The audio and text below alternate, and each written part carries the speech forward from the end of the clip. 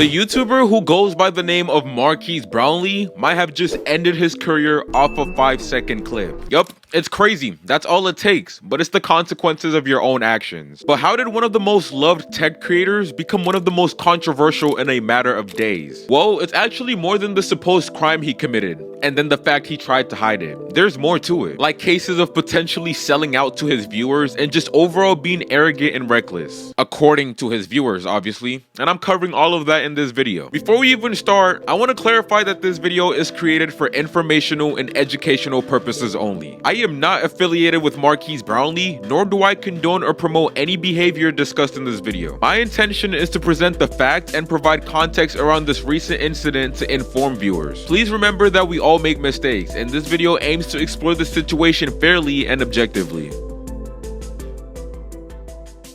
Okay, first, for the Patricks who live under a rock, Marques Brownlee, also known as MKBHD, is a very, a prominent figure in the tech industry. As I'm speaking to you right now, he's closing in on 20 million subs on his personal account. So that should tell you all you need to know about how big of a following and how much of an influence this man has. He's always been known for his straight-to-the-point reviews as this down-to-earth guy, but many people claim that the fame and numbers have gotten to his head, just like many other YouTubers out there. I'm not sure how true this statement is, but many of his viewers and comments claim that he always said he would never sell out and he would never make full video sponsorships because he's not in it for the money. Well, if you go to his channel now, pretty much all his videos look like reviews, so he didn't keep that promise for long. He's also been in many other controversial issues except from the sellout accusations. Again, I don't follow this man. I watch his car reviews here and there sometimes, and that's even the only reason I'm making this video, because he's kind of a car guy. But apparently a few months ago, he was in a controversy with a wallpaper app he launched, and he priced it like everyone was Bill Gates or something. $50?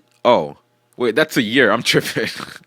I thought it was $50 a month, but $12 a month for a wallpaper app. People didn't like that, and apparently there was also concerns of data collection. But to be honest, I could care less about how the man prices his app. If you want to pay less, just download another app. But the reason I'm making this video is what he did recently. And not just only that, his response after getting called out. On November 11th, the day before me making this video, Marques uploaded a video titled "How My Video Gear Is Changing." And the video is pretty much a 9-minute and 9-second unskippable ad. I kid you not. There wasn't 1 second of this video that felt authentic, but the man's gotta get his bag. I don't blame him. The problem that I see and a lot of viewers see is that apparently he preached against this type of behavior when he was smaller. Tobias DeRoy says, "This can't even be considered a sponsored video anymore. It's literally just a 10-minute advertisement." And I agree. Skip ad ended the video.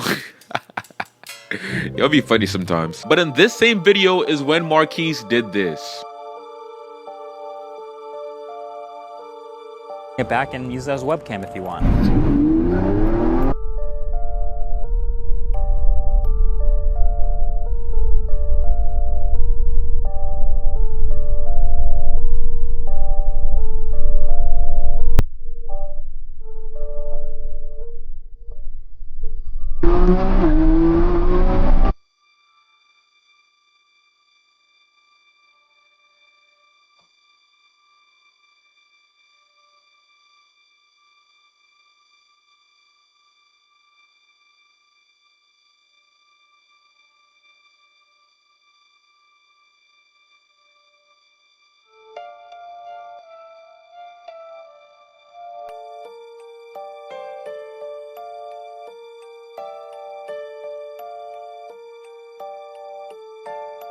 Funny story, the clip I just showed you isn't even from his video because he took it down instantly. If you didn't know, YouTube Studio has this feature where you can cut clips and mute clips after you've already posted them. Like you could go to the editor and just cut the clip. So within a few hours of everyone pointing out his shenanigans, his team cut it out. Cut the part out, I mean. And everyone in the comments is just flaming him about it. But now let's backtrack a little bit and actually talk about the clip we just watched. Homeboy is in what seems to be a Lamborghini Revuelto, gassing it in a school zone.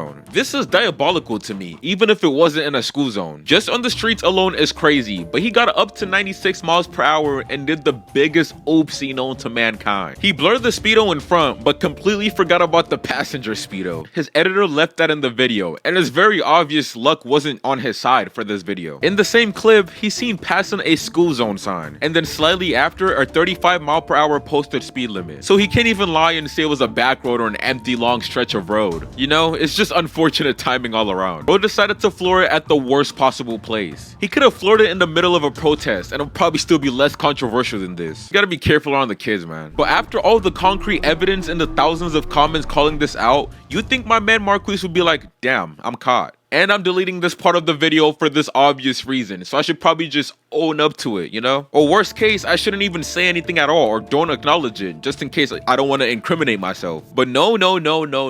He made another oopsie. Marques Dingleberry commented on that post saying, cut out the unnecessary driving clip that obviously added nothing to the video. The word obviously just added salt to the wound. He knows what he's doing. And then he just changed his topic. I hear all your feedback on sponsored videos too. This bet is hilarious. I genuinely feel like they couldn't have been a worse response. Him laughing in our faces and saying he's proud of what he did might arguably be a better response than what we just read. Gotta love him. And yeah, he got ratioed in the replies. Rightfully so. Again, I know the evidence is concrete, but who knows? It might be AI generated after all.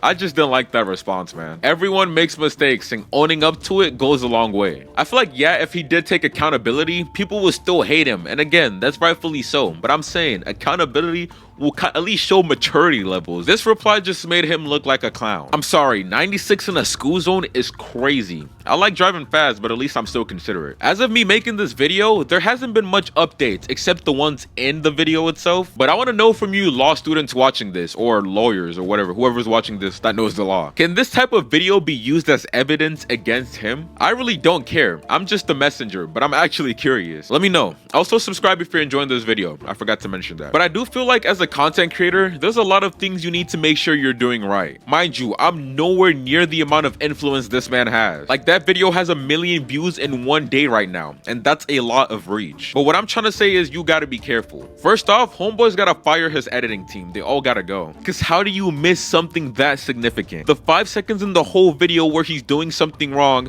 you think the editing team will pay extra attention. But it's just an all-around mistake. I can't even blame the editing team because they're not the ones who decided to get into a 1,000 horsepower car and floor it in a school zone. I'm hesitant to floor my car on the highway and it only has 700. Can't imagine doing that on the streets, yet alone a school zone. With over 20 million people following, you'd think who'd just be more careful, you know? But anyways, like I said, there hasn't been much updates in regarding to this because it literally happened yesterday. I'm not a time traveler and I simply don't care enough. If more updates do come out though, watch someone else because I'm not gonna make a part 2. That's it though. Bye bye.